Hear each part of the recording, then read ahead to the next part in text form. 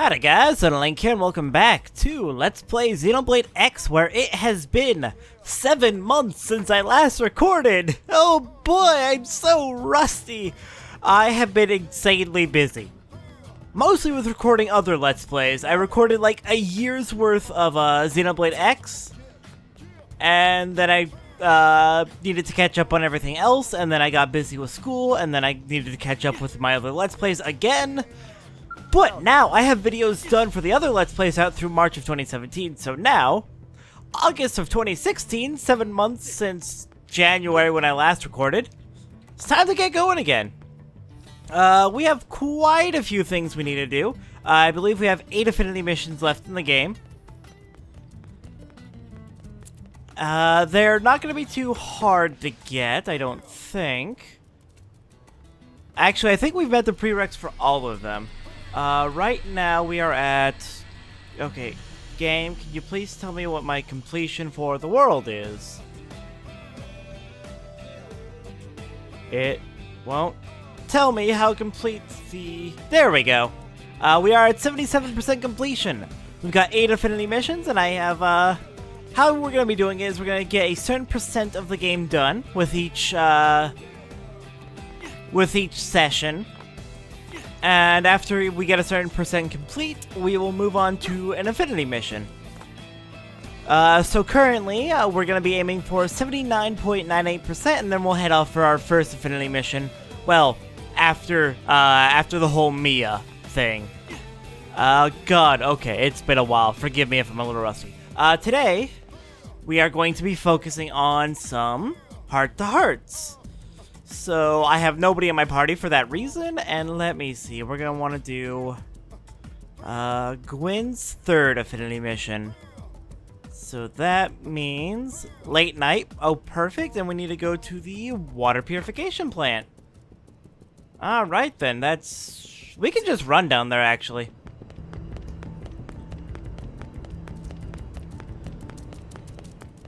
Oh boy. This is awkward. I'll get back in the groove of it shortly. It'll just take a little bit. I think my camera's a little bit different from how it was before. I messed with the camera settings so I could record all the end slates, and I recorded all of them. All of them, so... Yeah, it's been a while, so I don't remember what the old settings were. Hold on. Is that Gwen over there? There he is! Hey, oh boy, we got lightning. Hey, Gwen, what's going on? You hanging out with Matthias? Leon. Evening.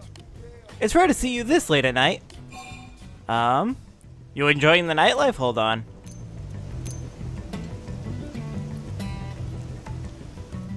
Let's guilt trip him. Okay, if he's not patrolling, we can guilt trip him. If he is, we can be thankful. Let's mess with him a little bit.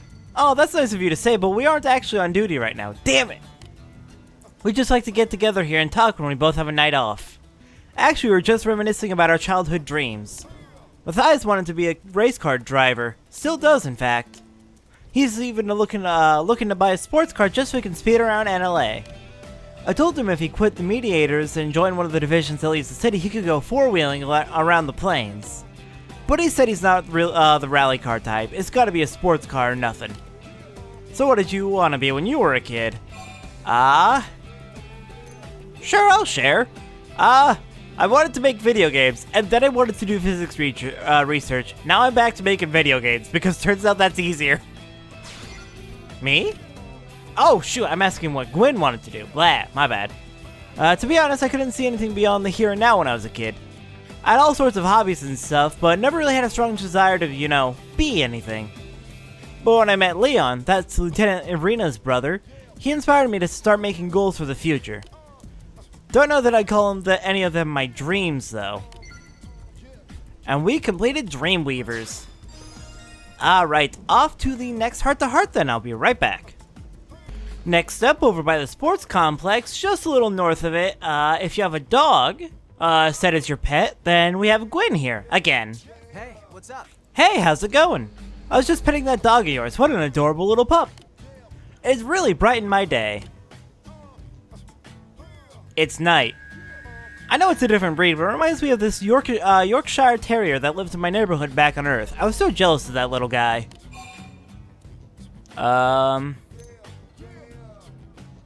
Okay, that's a little creepy. Especially the way that's phrased. Are you jealous of the food? The dog did eat like a king. Family that owned him was absurdly wealthy.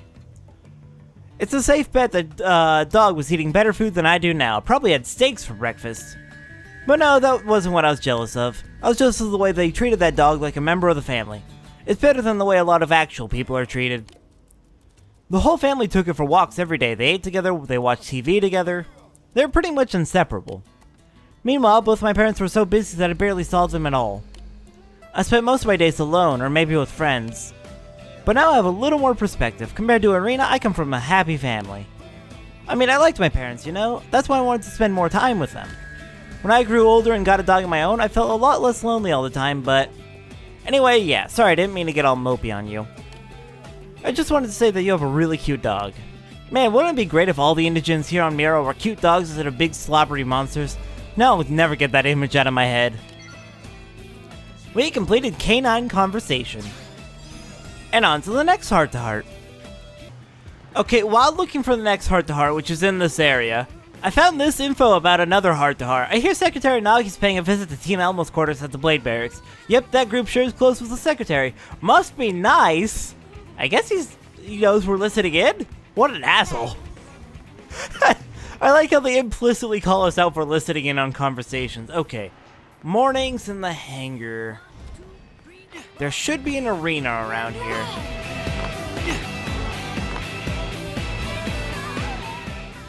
Arena? It's this segment too, because this one's... Well, I would assume this segment, because this one's empty. Or, incomplete, rather. Okay, maybe not. Maybe it's a little north. Oh, I think I already got that one, which is why I didn't ding. Now then.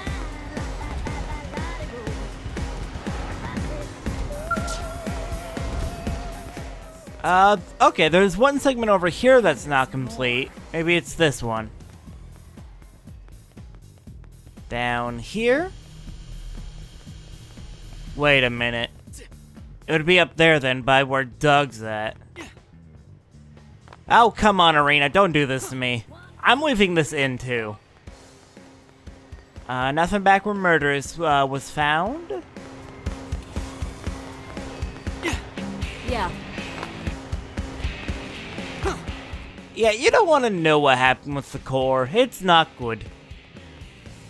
There you are, Arena.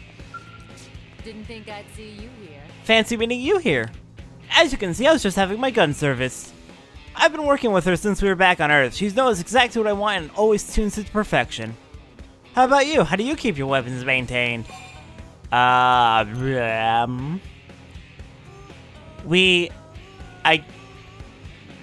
off-screen maintain them? Let's go with that. Then you're the sort of man people can count on. No wonder the Colonel took you under her wing. Armor is one thing, that just hurts you if it fails, but weapons protect the lives of friends and comrades. If you don't keep them in perfect condition, you might not be able to give your all when your team needs you. Have you heard of a man named Mondo, by the way? Pretty sure I've heard of Mondo. Heh, you guys must have met then. Give Mondo a gun you want in service and he'll do you better than any mechanic in NLA. Gwen actually became his apprentice and was starting to learn his secrets. But I guess Mondo won't be able to teach Gwen anything again. Didn't I kill him? I'm pretty sure I killed him. To think that so skilled a blade could be brought down like that. Yeah, I'm pretty sure he's the guy who was, there was a quest back in the residential district where someone wanted me to help kill some asshole. I think we fed him with spiders. Even when your weapons are in pristine condition, I guess we all eventually face a threat that's too big to handle. When my time comes, I don't want to be regretting that I cut corners prepping my gear. You can't ignore the little things. Sometimes the little things are all that keep us blades alive out there. And that completes This Is My Rifle. On to the next one. Next up, back in a corner of the Outfitter's test hangar, we have Arena again. Hey, look Hey. here. My skill took a pretty serious beating during my last Interceptor mission. And now I gotta sit here and pretend to listen while this mechanic lectures me about it. That's the way we fight, though. We don't plan for things to go off the rails like that, they just do.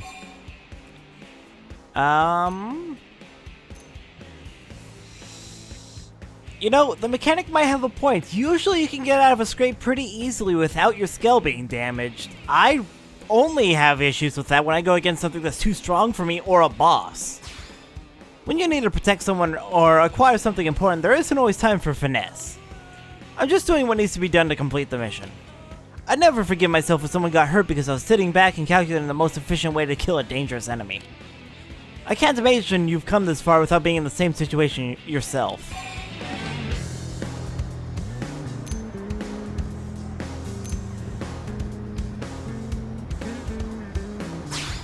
That's fair. Actions taken with the best intentions sometimes have unexpected consequences, but no one can predict what action will lead to which consequence. You just have to accept that it won't always work out like you hope. If you ask me, all that really matters is whether you made the best choice possible for yourself and the people you care about. Maybe you'll still regret the outcome, but if you know you gave it everything you had, it softens the blow. That's the way I live my life. So yeah, when it comes to protecting my friends, maybe I do go a little over the top sometimes. I'll understand if you feel differently, but I have things in my life that I don't intend to lose. Alright, fair enough. I just stepped on my keyboard, don't ask. Alright, that completes charging in. Did I break anything?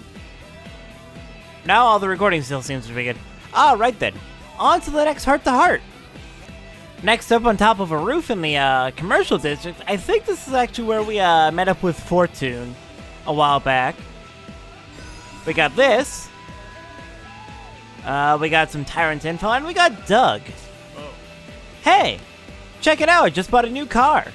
Well, pretty nice, right? Wait, why did you buy a car? I thought you were saving up for a memorial. What for? What do you think? NLA is only gonna grow bigger and bigger, right? Even just shopping without a car is gonna be a real hassle one of these days. It's not like you can drive your scale everywhere. The fuel economy would be terrible for one, and parking, forget it. So what kind of car would you want to buy?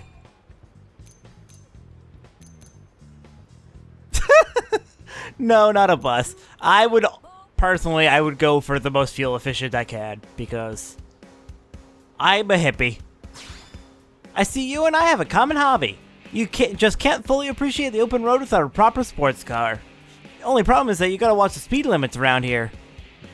They come down especially hard on us blades, and the fines are usually a small fortune. It's kinda interesting how you can tell so much about someone's personality from the car they want to drive. I bet Lau used to drive an SUV. He probably used it to go camping with his family. I wish we still lived in a peaceful world like that, but I imagine we won't be back there for a long time. Well, at least I can still enjoy a brief drive during my breaks. Anyway, take care. And that completes Pastimes and Pride. His car vanished! I thought he would leave it parked here. Alright then, off we go. Next up, next to the cathedral, if you have a cat as your pet, we have Elle. A fine day to you, my friend. Look at the way this cat is staring at us with such expectant eyes. Perhaps it is aware that it has reached its peak of quality and is eager to be cooked and eaten. Wait, what? Elle, no! No, we don't eat cats! We wonder why no one else had beaten us to it. It is forbidden to eat cats, categorically. We mean no disrespect, but this human custom strikes us as peculiar. After all, you eat birds, do you not? Well, yes, because we are cats. Of course, we understand why you would refrain from eating Nopon as the prone do. The Nopon are beings that are capable of communicating with us. But neither cats nor chickens can speak, so then what means do you use to determine which are food and which are not?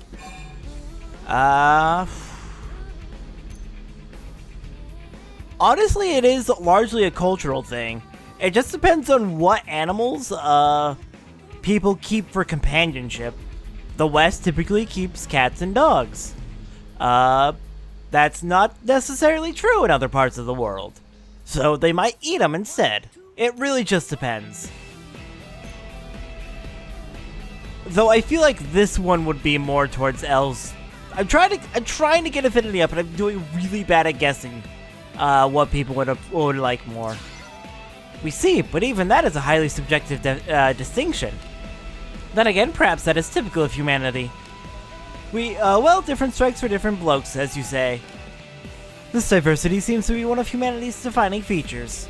For example, our conventions occasionally have minor defects that may lead us to suboptimal user experiences, such as electrocution or severe burns. When we upset a Monon, we give the complainant a pizza and all is forgiven, but humans are seldom mollified by cheese-covered dough discs. Instead, we must listen to each human's grievances and respond individually. It's quite tiresome. But ultimately, humanity is stronger for such diversity. It's what gives you such limitless potential. We would like to learn more about humanity to witness the breadth of your potential firsthand. Perhaps rearing a cat would give us some valuable insight into this matter. And as you humans say, he who hesitates is a loser. We will speak to Defense Secretary Nagi and ask him to requisition a cat for us immediately. And we completed Kitty Chow. Alright, on to the next one. Next up, towards the southern end of the commercial district, we have L. Once again. Ah, my dear friend, we were hoping you'd come by today. We just signed a major distribution deal with a food manufacturer. Oh no. L, did you read the contract? Do you understand contracts? Are you surprised? We bet you're wondering which of our inventions would be of interest to a food Oh! Okay, that's better. I thought they were going to use you as a mascot because you're a weird alien. Then again, they could just use the prone. And there seems to be plenty of but there is only one of you, I guess. Well, let us tell you, it's a low-calorie, highly addictive, medicinal salsa. Medicinal salsa? Kinda want to try that. It's made entirely out of local Miran fruits and vegetables, including kase beans, charupa leaves, and cran jelly. It has virtually no calories and helps regulate blood sugar while promoting good intestinal health. Its flavor profile is so complementary with processed meats, it makes hot dogs exponentially more delicious when applied as a hot topping. Salsa on a hot dog. Actually, I kind of want to try that now. That sounds interesting at the very worst. So delicious, in fact, the test subjects will eat as many hot dogs as you give them in a single sitting. Who'd you test it on, Monon? Well, are you impressed? You know how much we value your opinion. Maybe a new pizza sauce for Monon. The representatives from the food company made the same request. They said the Monon pizza market is bigger than the human hot dog market by a factor of 20. Not surprising. But it's not as if we set out to make a low-calorie, highly addictive medicinal salsa. It was just a fluke, a lucky accident. So we decided it would be best to take our time and start by selling the salsa.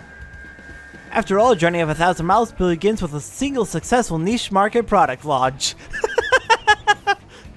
No, I think you're skipping a few steps there.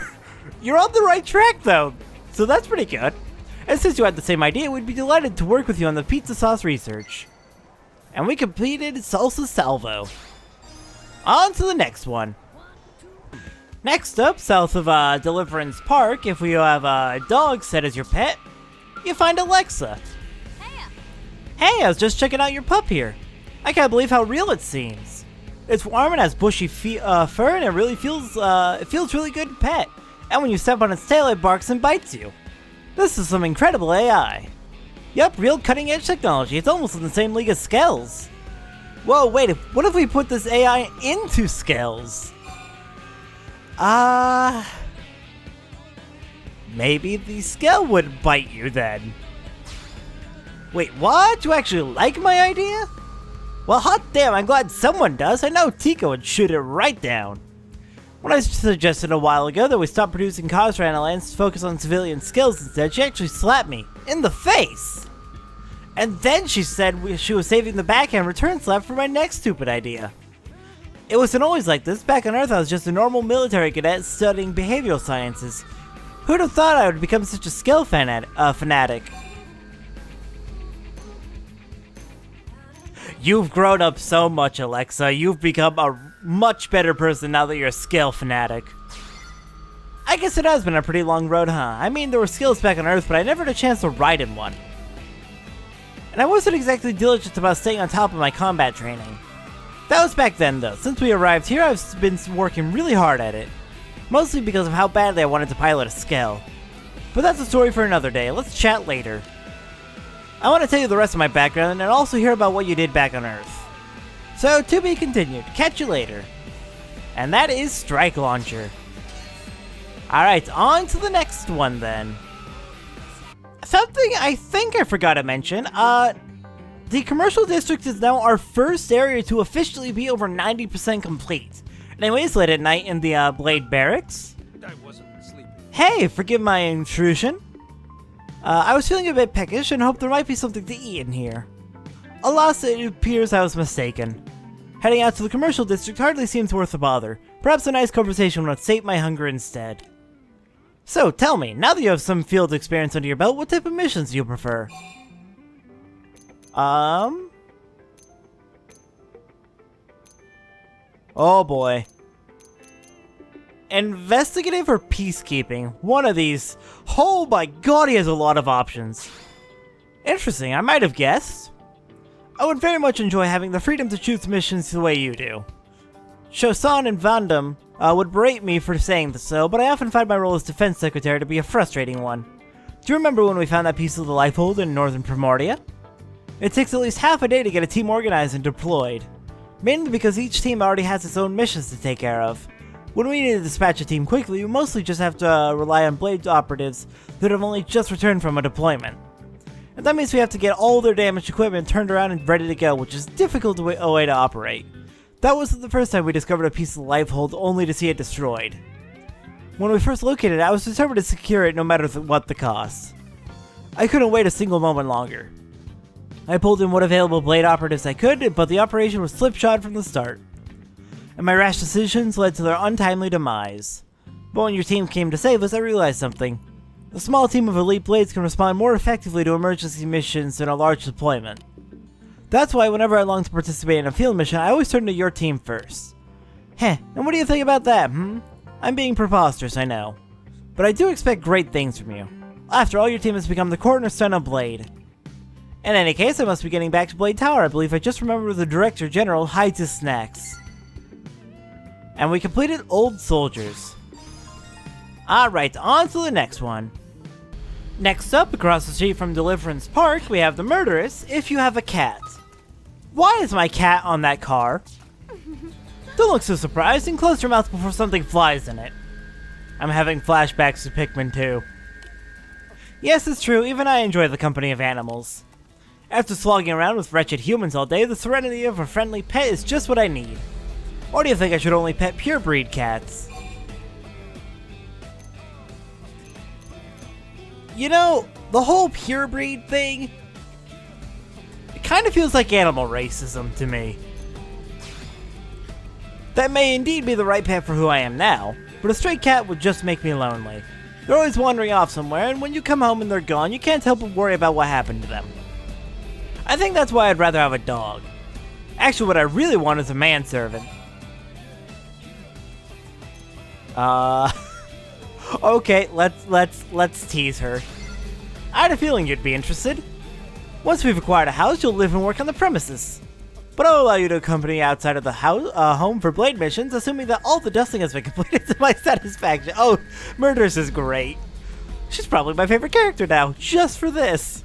Because this is just so silly. Ah, what a pleasant thought. I know you're only joking, but it delighted me all the same. Thank you. Alright, you played along. The manservant. On to the last heart-to-heart for the day. Next up, in an alleyway behind the integrated production plant, if you have a cat that is your pet, we have Celica hanging out with a bunch of Monon. Well, a Monon, an Orph, and a human. Hey Celica, what a surprise to cross paths with you here. I hope you are doing well. Where's Rock? Rock is at work doing his part for this fair city, so I am by myself for the moment. I was just exploring the commercial district when I happened across this cat and decided to follow it. That led me to here. The craftsmanship on this cat is truly exceptional. God, that sounds weird. I couldn't believe it when Lynn told me it was artificial. It appears completely real to the eye as well as touch, and it's just as moody and mischievous as a live cat. You have cats on your world? Yes, just as we look slightly different from humans, so do our cats differ slightly from yours. It is certainly a stunning and mysterious coincidence. Our worlds were so far apart, as you know. And yet, they were home to two species as similar as yours and mine, as well as two cute cat-like species. And that completes Cat in the Cradle. That is a weird coincidence. Alright, with that, we've completed all the heart-to-hearts I intend to do today. There's like 3 or 4 more still we can do, but I can't find them. So I'll save them for later. Now, I need to address something. You may have noticed, in several episodes, from the second half of Chapter 11 onto just before the finale of the main story, there was a lot of problems. And it took me forever to fix it. Oh my god.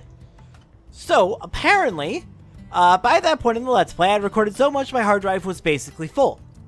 And because it was basically full, when the capture card was desperately trying to find places to put the files, and it ended up spending so much time just trying to find somewhere on the hard drive for the data that it dropped frames. And I still had a terabyte of data of space left on the hard drive, but apparently that's not enough.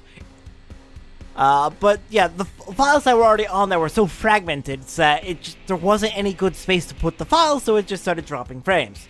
I apologize for this. I had no idea at the time. I have not edited the first 2 parts of the post-game yet. I have not edited 115 through 120, so those could also be completely destroyed, and I would not know yet. Let's hope they aren't, because that'll just... I'll cry. I will just straight up cry if that's the case. But yeah, I am so sorry about that. Unfortunately, there's only 1 save file per profile, per user profile, and you can't really back up those save files at all. So I could not re-record that, which is truly unfortunate. I recovered it to the best of my ability. At the end of the Let's Play, I might go back through in a second file and recapture the cutscenes from those 3 Affinity missions and that story chapter, and then I'd put it as like a bonus in the very last episode or something like that. I'm not quite sure yet. I'm not sure I'll do it, but for now, I'm considering that at the very least. I am so sorry for it breaking. And next time on Xenoblade X, now that we've done a bunch of heart-to-hearts, and we are at 79.14% completion with this game, there are a few normal quests I want to take on to try and get us a little bit closer to 100%. And hopefully get us high enough to work on the Affinity mission that I want to do. I mean, all the Affinity missions are basically available at this point, but... I just want to make sure we're making progress and not just focusing on Affinity missions all the time. Otherwise, we're going to run out of content. And we're just going to have only normal missions. So we need to space it out a little bit. Anyways, I will see you guys next time for some normal missions.